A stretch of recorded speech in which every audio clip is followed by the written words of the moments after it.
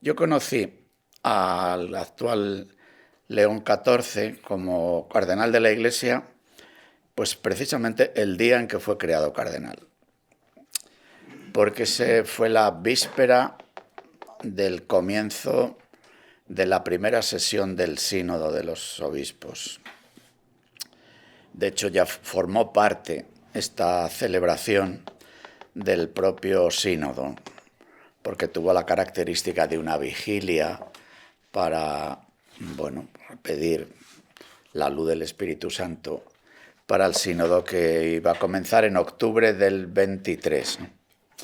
Y luego, en el sínodo, en el que, como seguro recordáis, estábamos en el aula Pablo VI, distribuidos en mesas redondas, que a mí me recordaron, y fue la primera intervención que tuve en el sínodo para decir, cuando yo entraba aquí, esto me ha recordado a un banquete de bodas, porque estaba dispuesto como un banquete de bodas, y también me ha recordado a los corros que el Señor habla en el Evangelio, que se hicieron cuando la multiplicación de los panes, ¿no?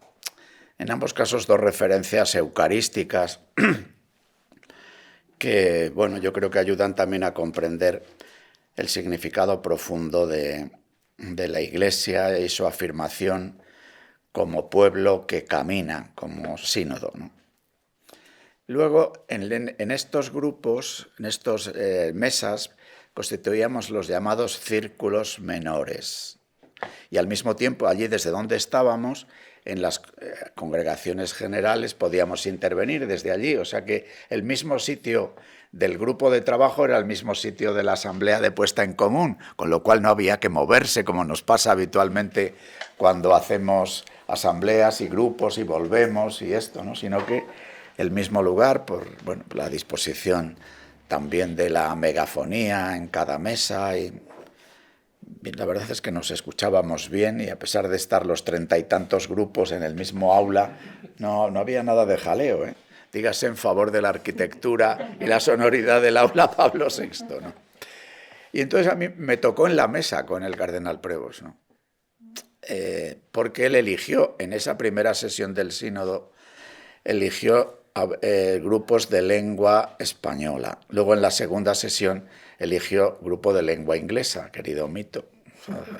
En esta alma doble, o vamos, con doble latido que tiene Robert Prevost, ¿no? Que es un norteamericano de Chicago, menuda ciudad, ¿no? Con lo que ha significado Chicago en la historia del capitalismo americano y de la mafia, ahora que está tan de moda la mafia, ¿no? Entonces, bueno, pues allí él se educó, ¿no?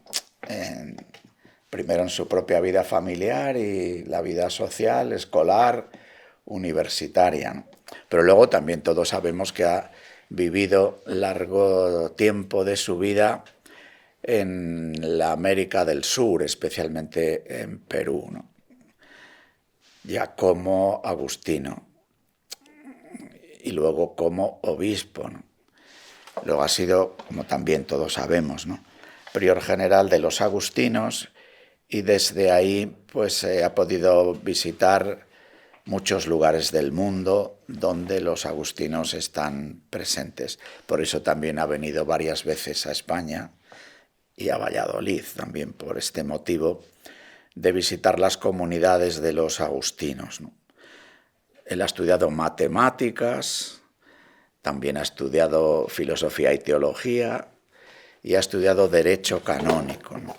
Con lo cual vemos ahí un tipo de formación desde el punto de vista intelectual pues muy singular, ¿no?, de ciencias y de letras, ¿no?, con pasión pastoral, pero al mismo tiempo haciendo una tesis en derecho canónico, ¿no?, con lo que eso supone también, ¿no?, en la vida de la Iglesia y en la organización de la misma, estando de misionero por lugares difícil posibilidades de caminar, o en caballo o en barca, y luego siendo también el prior general de los agustinos, de la familia agustiniana, en definitiva, ¿no? Y estando luego en Roma, está claro, siendo prior general, su sede es Roma, aunque desde ahí se mueve por tantos sitios.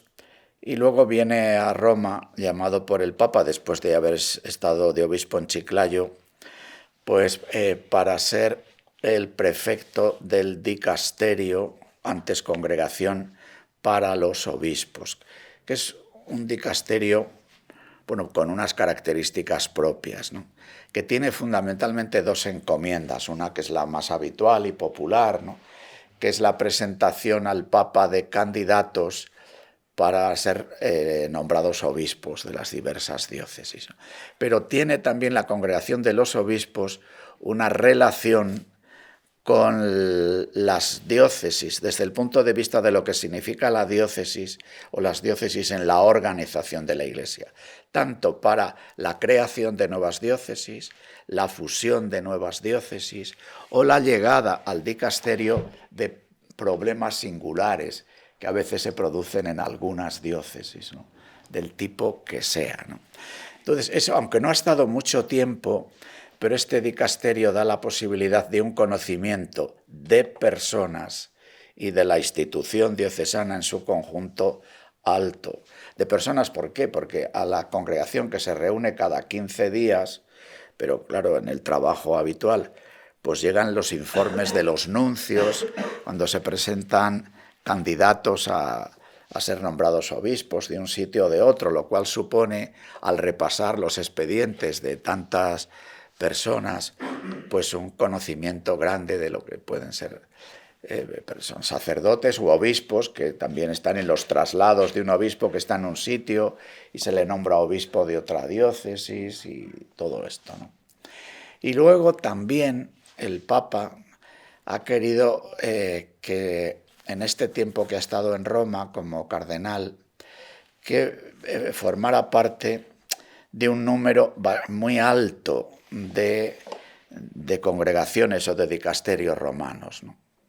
No en el trabajo de cada día, porque sería imposible. En el trabajo de cada día él estaba en su dicasterio, pero sí en la función de ser miembro de la congregación de muchas otras congregaciones romanas, con lo que eso podía suponer para también una mirada, un conocimiento mayor que la media de la propia curia romana, ¿no?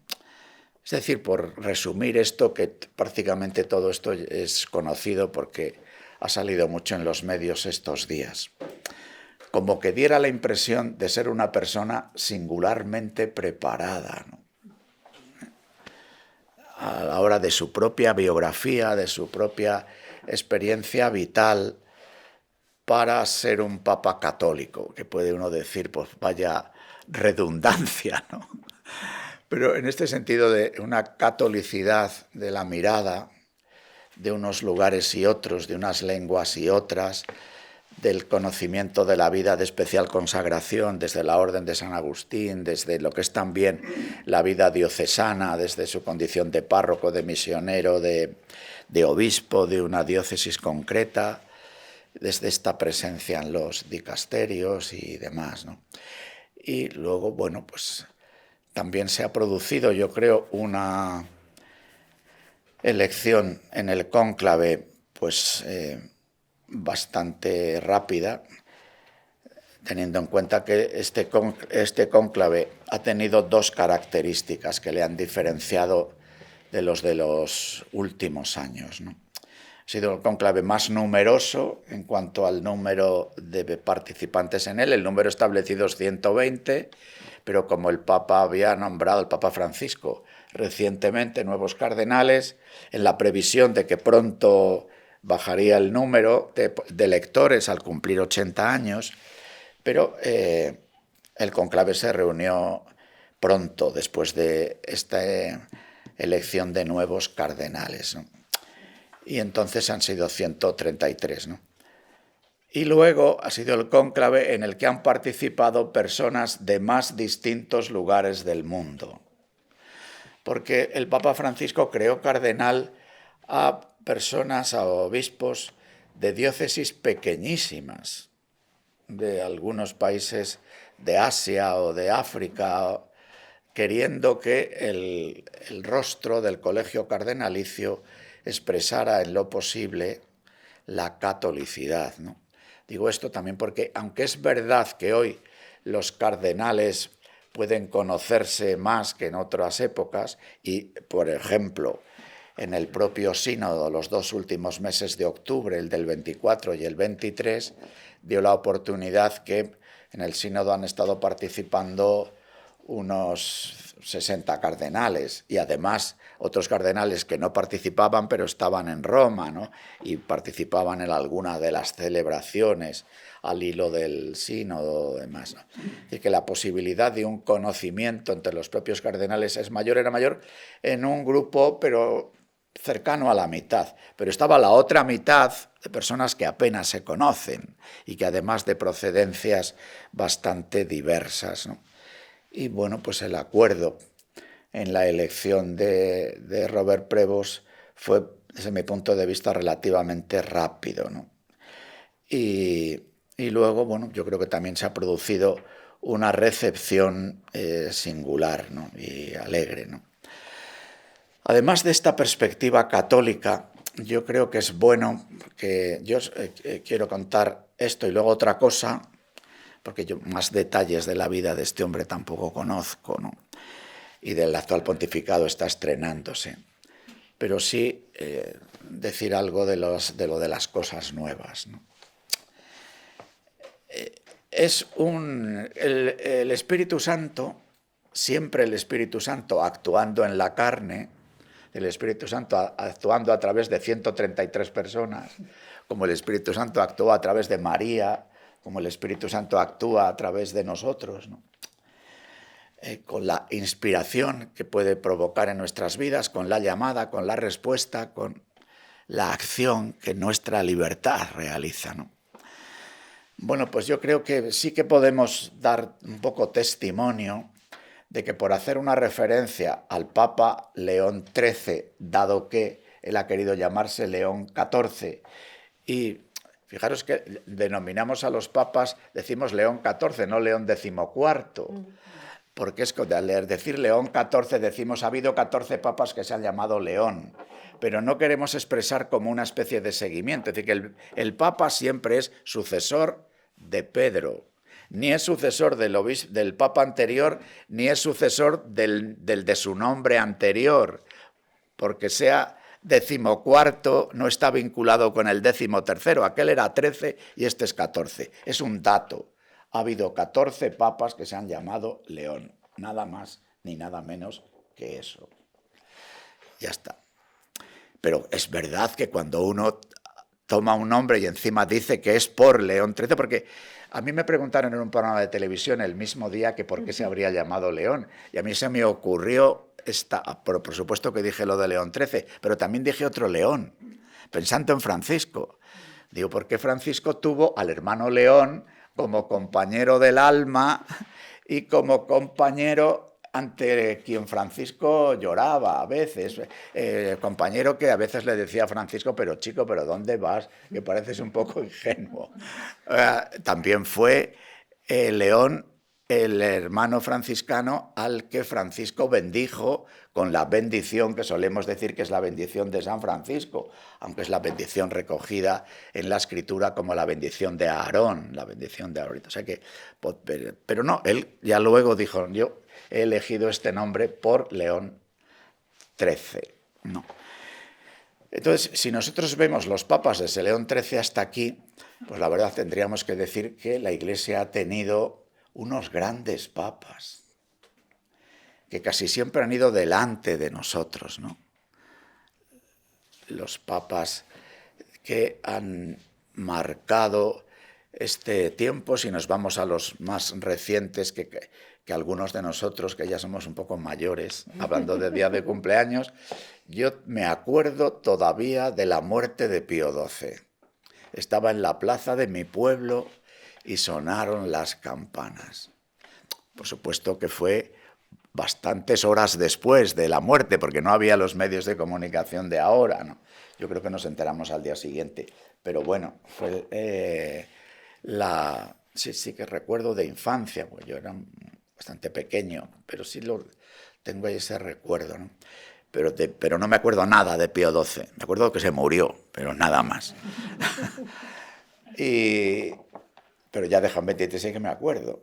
Y Pablo VI, y Juan Pablo I, y Juan Pablo II, y Benedicto XVI, y Francisco. Y hombre, han sido unos grandes papas. Como yo creo que se puede decir de Pío XII y de Pío XI y de Pío X, que también es santo, de León XIII, de Benedicto XV, que por otra parte han sido unos papas marcados por lo que León XIII expresa con el título de su encíclica sobre la llamada doctrina social de la Iglesia, Rerum Novarum. Pero bueno, a eso vayamos luego. Lo que voy ahora es que como que el Espíritu Santo nos ha regalado unos papas singulares, ¿no? Y como que han acompañado este caminar de la vida de la Iglesia, ¿no? Pensemos en Pablo VI y lo que él vive en lo que es el gran acontecimiento, ¿no? Que se gesta siendo Juan XXIII papa, pero que ya Montini había vivido con Pío XII en la curia, siendo una de las personas más cercanas a Pío XII, la posibilidad de convocar un concilio. Luego a Montini le mandan a un sitio a que sea arzobispo y luego vuelve y es elegido papa y es realmente el papa del concilio, ¿no? Del papa del concilio. Y además un hombre que vive un drama, ¿no? Un drama personal.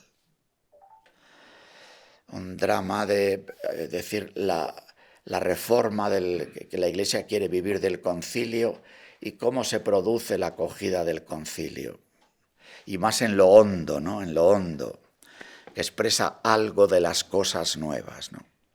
La religión del Dios que se ha hecho hombre ha de anunciarse a un hombre que se cree Dios, ¿no? Como resumen que hace Pablo VI en la sesión de clausura del concilio, como el gran desafío de la Iglesia, como evangelizar al hombre moderno, ¿no? Al hombre contemporáneo.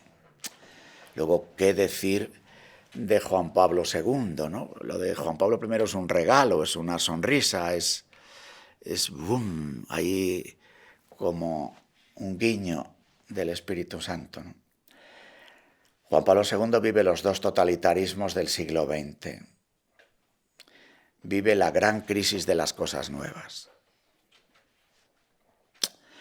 Y desde ahí hace una aportación singular, con una mirada al mundo global y a los desafíos grandísimos que no solamente son de carácter del sujeto, de un personal leído como individuo, sino que tienen una influencia grande en el mundo institucional, ¿no? En lo que llamó las estructuras de pecado, que piden conversión del corazón y una innovación, una revolución en la presencia en el mundo, ¿no?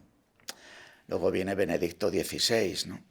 Y su reflexión teológica y su venir de la Alemania, de la Iglesia católica y de la Iglesia luterana, pero de la Iglesia desafiada por la secularización, ¿no? El Papa Francisco, el primer papa que viene de una megalópolis del sur, que viene de lugares donde hay villas miseria, que tiene un poco la convicción de que la acogida del concilio ya la hemos hecho más o menos de manera solemne, con los sínodos, con los documentos y demás, y que es hora de que la propuesta del concilio, que es la salida misionera de la Iglesia, pues llevarla a cabo en este mundo, en el mundo que él, viniendo del sur, pues expresa viniendo a Roma, ¿no? ¿Cuál puede ser la aportación de Robert Prevost? Hemos visto lo que puede ser su preparación intelectual y su recorrido vital, ¿no? Su recorrido vital viniendo de la América, de los Estados Unidos, en este momento de la historia, y por otra parte de Iberoamérica, ¿no? Del Perú, ¿no? Con lo que esto significa en el mundo de hoy, ¿no?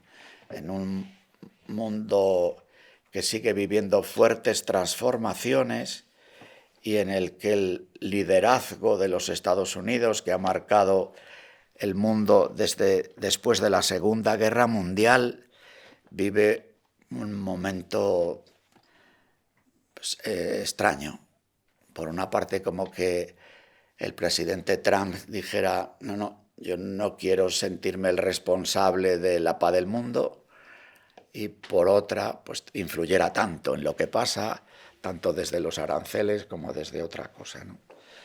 Lo que está significando Iberoamérica y las dificultades tan grandes que los pueblos iberoamericanos que han vivido en toda esta trayectoria del mundo moderno, desde la Revolución Industrial para acá, la descolonización, ¿no? Y que no acaban de organizar su convivencia. Por otra parte, los católicos entre América, toda América, la América del Norte y América Central y América del Sur, constituyen la mitad de los católicos del mundo. Y al mismo tiempo la Iglesia, seguramente donde más está creciendo, incluso desde el punto de vista administrativo, organizativo, que Robert Prevost ha podido ver desde el dicasterio para los obispos, es en África y en Asia. Fijaros solo un dato, ¿no? Cuando acaba el concilio, en el mundo hay 2.200 obispos y podría haber en ese momento pues 1.800, 1.900 diócesis, ¿no? Hoy hay en el mundo 5.200 obispos y más de 3.000 diócesis, ¿no? Porque también es verdad que hay bastantes obispos eméritos y obispos que no tienen... Pero las diócesis han crecido mucho en el mundo y han crecido fundamentalmente en África y en Asia. También en el territorio iberoamericano, muchos que eran territorios de misión han ido asentándose, ¿no? Como nuevas diócesis, ¿no? Entonces trae esta aportación, ¿no? De venir de esta realidad eclesial y de esta realidad vital. Pero yo quiero subrayar sobre todo la aportación de su condición de agustino, por lo que San Agustín significa en la historia de la Iglesia, y dando por sentado de que Robert Prevost, que es llamado a consagrar especialmente su vida en la orden de San Agustín, es un conocedor de San Agustín. Y no solo conocedor, sino alguien que ha querido dar su vida por esto. Los agustinos no les fundó San Agustín, digamos, ¿no? Pero es una orden que surge tiempo después de que vive San Agustín, pero tienen a Agustín de Hipona su referencia grande, ¿no? Yo creo que de la gran tradición de San Agustín, de lo que San Agustín significa para la historia de la Iglesia, yo quiero subrayar en este momento tres cosas, ¿no? Tres aspectos que pienso que de alguna forma vienen con el don del Papa León, ¿no? Es por una parte que San Agustín tiene una verdadera pasión por su propia experiencia vital también, ¿no? Por ver cómo poner en relación la gracia de Dios y la naturaleza humana. Es un asunto permanente en la vida cristiana. Pero es verdad que la Iglesia ha vivido tiempos especiales para esto, ¿no? Primero lo formula en el arranque mismo del cristianismo San Pablo, en la carta a los romanos y en la carta a los gálatas. Pero San Agustín, que escribe un gran comentario a la carta a los romanos, además, sobre todo, de lo que podría ser el comentario existencial, que es el libro de las confesiones, donde San Agustín narra su propia experiencia vital, su propia conversión al cristianismo, pero al hilo de vivir la conversión al cristianismo y lo que significa la conversión, aparece este coloquio de fondo que ha aparecido en la historia de la Iglesia siempre que hemos vivido especiales giros o cambios de época. sean más grandes o más pequeños. Hoy este coloquio, él de alguna forma, cuando dice León XIII, cuando hablar de León XIII habla de la doctrina social de la Iglesia y de las cosas nuevas, hace una referencia, de paso, porque es una primera intervención, pero es la referencia explícita que hace a lo que en las diversas fases de la revolución industrial, que la doctrina social de la Iglesia ha ido acompañando con los diversos textos que han puesto en relación evangelio y realidad, desde Rerum Novarum hasta Fratelli Tutti, o Laudato Si, Fratelli Tutti, o hablar de las dos últimas grandes encíclicas sobre la cuestión social. Pues, ¿qué es lo que ha pronunciado el Papa León? Inteligencia artificial. Como una nueva fase de la revolución industrial, pero que, como lo de la inteligencia artificial acontece al mismo tiempo que otros procesos, el coloquio entre naturaleza y gracia adquiere hoy una relevancia singular. ¿Por qué? No solo porque en nuestra vida cristiana, nuestra vida de católicos, hay una tendencia grande a la doble vida que Juan Pablo II llamaba en Centésimos Annus alienación, y que Francisco en Dilexit Nos ha vuelto a llamarlo también alienación social, como una especie de impotencia que viene de la división entre las cuestiones de la fe y las cuestiones de la vida, de la historia, de la carne, de la libertad, hasta tal punto de que asumimos en el funcionamiento de nuestra vida, en la naturaleza, en la carne, en la libertad, las reglas del juego del mundo, que parece que la gracia es impotente, ¿no? Esto, bueno, lo dice así también el Papa Francisco en Dilexit Nos, citando a Juan Pablo II en Centésimos Annus, que es una encíclica sobre la cuestión social, ¿no? Pero ¿cuál es la novedad del momento?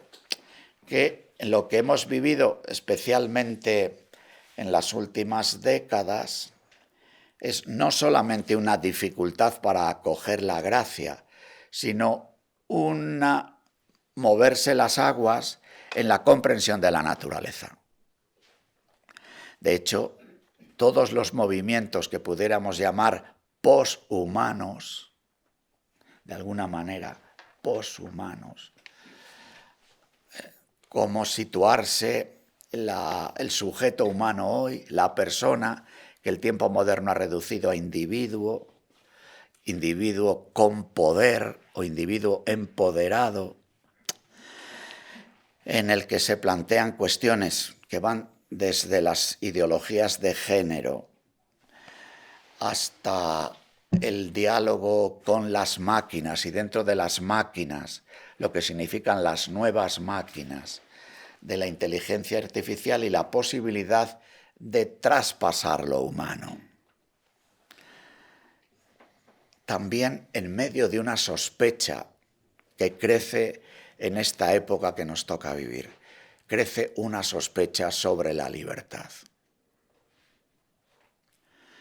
Sobre la libertad. A pesar de que se afirme con tanta fuerza la libertad y los derechos, en realidad hay una sospecha sobre la libertad.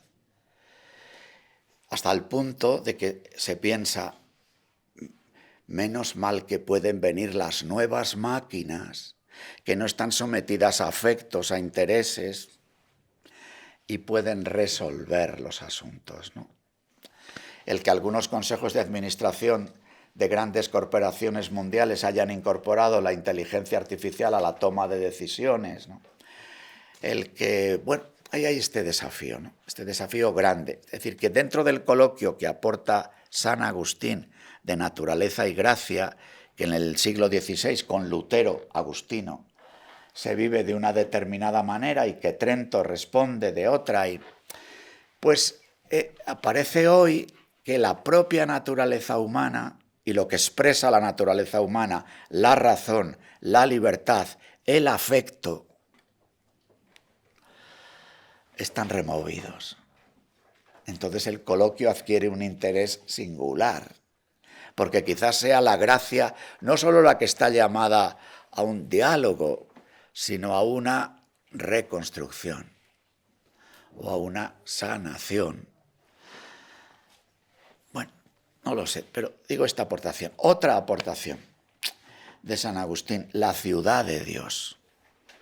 La ciudad de Dios, que es una obra magna, en la que Agustín habla de todo, pero que lo que ha llegado fundamentalmente de la ciudad de Dios es algo que interesa mucho a hoy lo que llamamos hoy doctrina social de la Iglesia. De alguna manera, la ciudad de Dios es doctrina social de la Iglesia. Es decir, que cuando hablamos nosotros de doctrina social de la Iglesia y lo referimos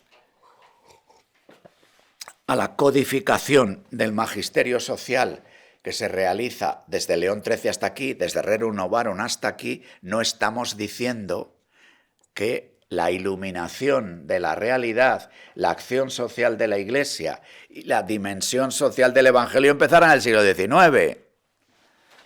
Empezó con Jesús, con el Evangelio, pero incluso si queremos hablar de textos, empezó con los padres de la Iglesia. Anda, que no dicen cosas los padres de la Iglesia respecto de los pobres de su tiempo, de los ricos de su tiempo, de los poderosos de su tiempo, de la organización del imperio o de la vida naciente de su tiempo.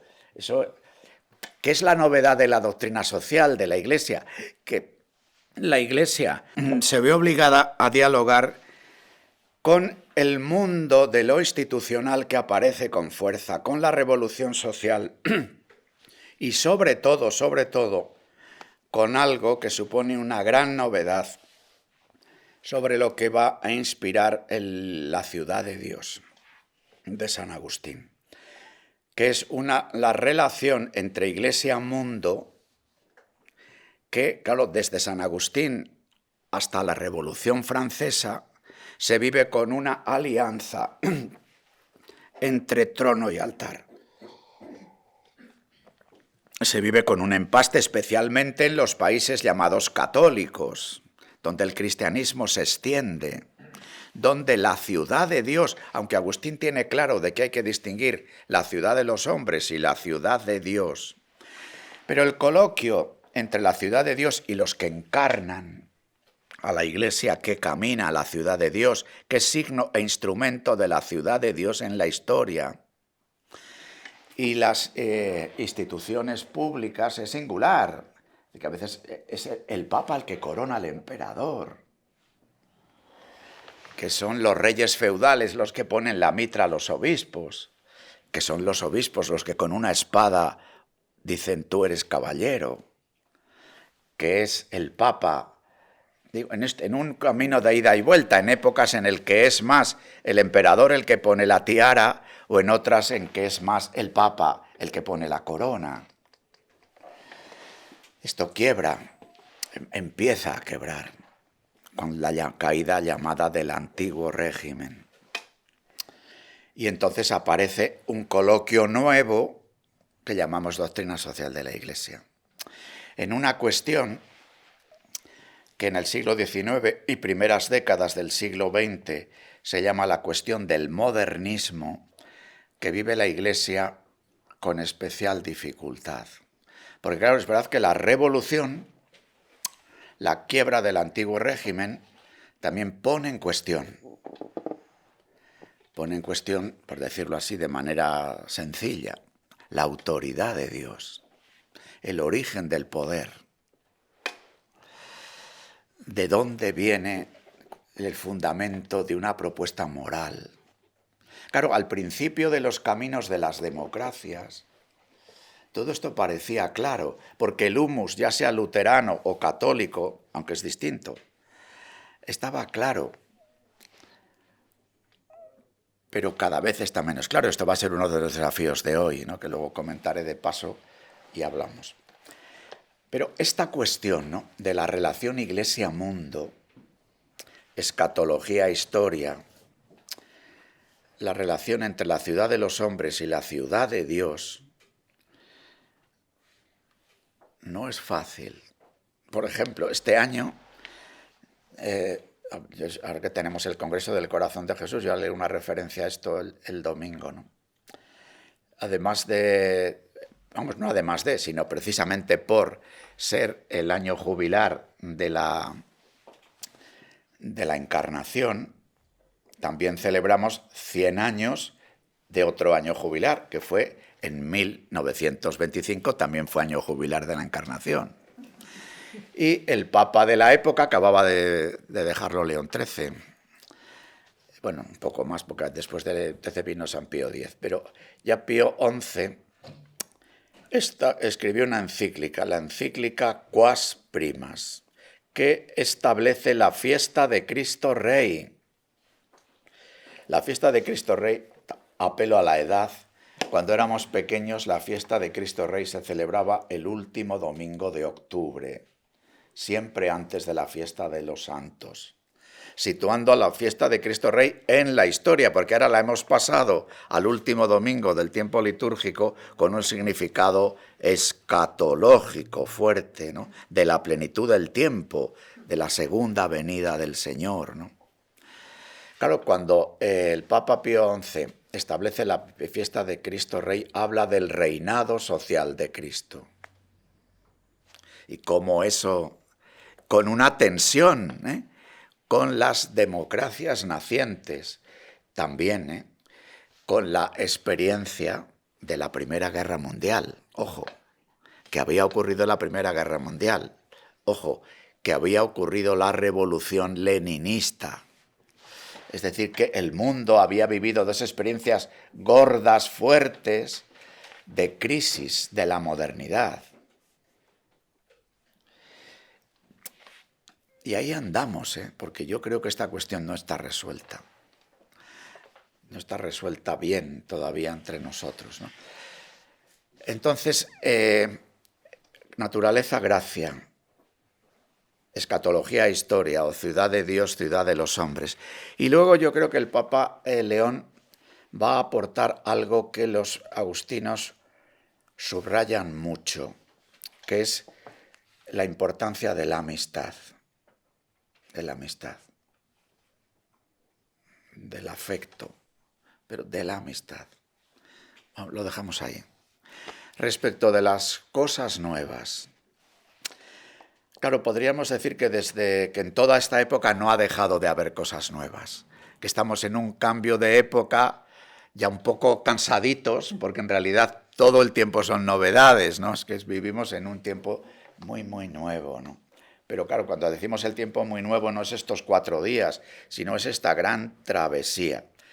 Fijamos por un ejemplo, todavía cuando fue elegido León XIII, existía el derecho de veto de las monarquías católicas. Ahora, el único privilegio de las monarquías católicas que nos queda es que la reina va vestida de blanco, tal, pero eso tiene una explicación. O sea, todavía cuando León XIII, las 4 monarquías que tenían derecho de veto, una, la pobre, había dejado de tenerle porque habían guillotinado al rey. Claro, ya Francia había dejado de ser monarquía y era república. Se acabó el derecho de veto. Pero España, Portugal e Italia seguían teniendo derecho de veto. ¿Qué significaba eso?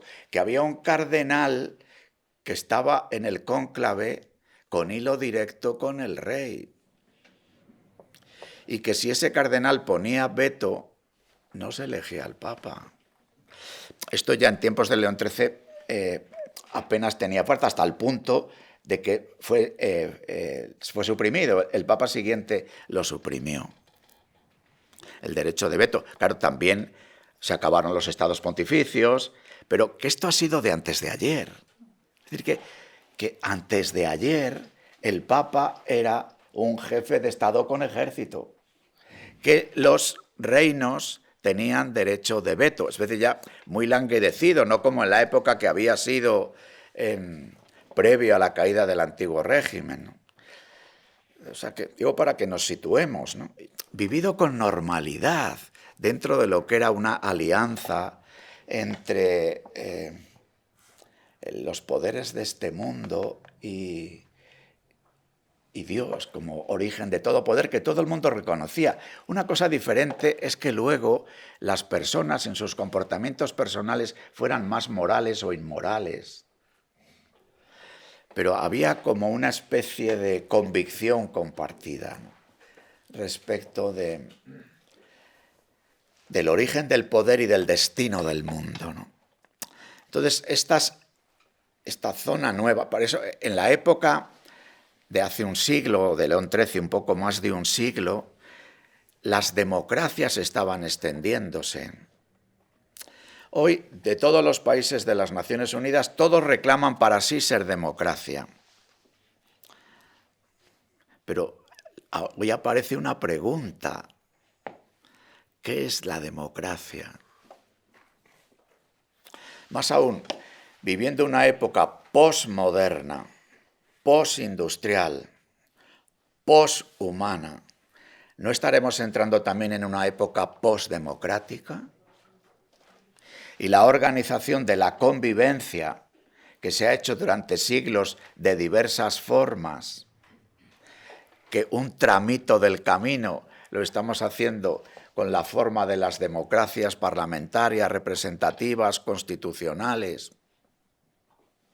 Bueno, hasta hace 4 días se afirmaba que la economía de mercado exigía democracia liberal. Uy, no es así. China nos demuestra que esto no es así. India nos demuestra que esto puede no ser así. Muchos de los estados africanos. Es decir, que dentro de los desafíos de las cosas nuevas, tanto en la aportación de lo que pudiéramos llamar la cuestión antropológica, naturaleza, gracia y con todo esto, la cuestión de la relación iglesia-mundo, ¿no?, la iluminación que puede hacer la Iglesia, ¿no?, el significado de la vocación laical que el Concilio Vaticano II, bueno, pues asienta con tanta fuerza, ¿no? Os digo esto del concilio porque una de las cuestiones que con fuerza ha dicho León XIV es que el foco iluminador de su pontificado él quiere que siga siendo el Concilio Vaticano II, ¿no? Entonces, ahí estarían un poco como grandes desafíos. En el interior de la Iglesia, pues, bueno, yo creo que nos encontramos con la Iglesia, incluso la propia referencia de un Papa que de nuevo viene del otro lado del charco, nos pone, si cabe, más de manifiesto que el centro de la Iglesia deja de estar en Europa, aunque el Papa siga siendo el obispo de Roma. Pero el centro de la Iglesia ya no es Europa. Seguramente tampoco Europa sea centro de otras cosas, pero ya no es Europa. Pero eso se dice facilito. Pero luego lo que esto significa en la vivencia eclesial no es fácil. El Papa Francisco, venido del sur, ha sido un papa incómodo. Ha generado incomodidades diversas, ¿no? Bueno, porque viene de otro lugar, de otro sitio, de otro... Bien. Entonces, ahí está esta cuestión, ¿no? Y luego, fruto del Concilio Vaticano II, está esta fuerte afirmación que ha impulsado el Papa Francisco y que León XIV va a continuar, ¿qué significa esto de la sinodalidad, ¿no? La sinodalidad no como una moda, sino como la expresión de la Iglesia como comunión misionera. La Iglesia de los bautizados que participan en la Eucaristía y son enviados a la misión, tiene que ensayar, vivir esta corresponsabilidad diferenciada que ha dicho el sínodo, ¿no? Esta corresponsabilidad en la misión de todos según la vocación en la que cada uno hemos sido llamados. Vocación que ninguna puede ser entendida de manera aislada de lo que son el resto de las vocaciones. Al respecto, y con esto acabo, a mí de las intervenciones de Prevost en el sínodo me llamó la atención una intervención. En el sínodo hablábamos, siguiendo el método de la conversación en el espíritu, hablábamos todos, escuchábamos todos y volvíamos a hablar todos, con lo cual nos dábamos oportunidad y además como había un moderador rigidísimo, que allí se podía hablar 3 o 4 minutos. Y es 3 o 4 minutos. O sea, no. La primera intervención había que llevarla por escrito. O sea, cosas muy de sentido común, pero que no se practican habitualmente. Yo estoy cansado de ir a reuniones, empezando por las que yo mismo presido, que esta práctica no se realiza. No se llevan las cosas por escrito, unos hablan muchísimo y otros no hablan nada. Bueno, pues en el sínodo por lo menos esto lo hicimos bien. No sé si otras cosas, pero esto sí. Por escrito la primera intervención, por orden y 3 o 4 minutos y nada más. Tomar nota de lo que el otro dice para ver qué tal. Pues, y después se podían tener intervenciones públicas. Entonces a mí me llamó en el sínodo, como es normal, iba a decir porque es el corazón humano y porque por otra parte es la lógica del tiempo, apareció un riesgo, que es leer esto que el sínodo es y que quiere ser, la participación de todos en la comunión y misión de la Iglesia en clave de poder. Y poder organizar los diálogos en clave de poder. Y Robert Prevost, que había tenido un comentario en esta línea en el grupo, pero tomó la palabra en público e hizo un comentario muy sencillo, porque en público el rigor del tiempo era igual, ¿no? Y hizo un comentario al himno de Filipenses, en el sentido de decir que la Iglesia solo puede caminar en comunión, si recordáis el cántico de Filipenses, sobre todo la entradilla, para que seáis uno, ahora que estos días estamos leyendo en el Evangelio la oración de Jesús, en el que pide que sean uno para que el mundo crea. Claro, ser uno es complicadito, pero Pablo en los Filipenses da una vía maestra para la comunión, que es el camino de bajada de Jesús, que es el camino de Jesús de humildad, pobreza y sacrificio, como clave sine qua non para vivir la comunión de vida y la comunión de misión. Entonces, este hombre hizo este comentario, diciendo, no, como en la Iglesia no entremos todos en la senda de Jesús, que siendo pobre, que bajó, que siendo pobre se hizo rico, que se anonadó, que tomó la muerte y que fue proclamado Jesús Cristo Señor, ¿no? Entonces tuvo esta intervención, como haciendo una apelación a los que estábamos en el sínodo de decir, bueno, si queremos organizarnos solo desde la vía de la conquista de poder, o personal, o de grupos, o de sexos, pues estamos perdidos. Y entonces él hizo esto que me llamó especialmente la atención, ¿no? Y es una cosa que, bueno, que me quedé de él, de sus intervenciones y de él. Hasta aquí.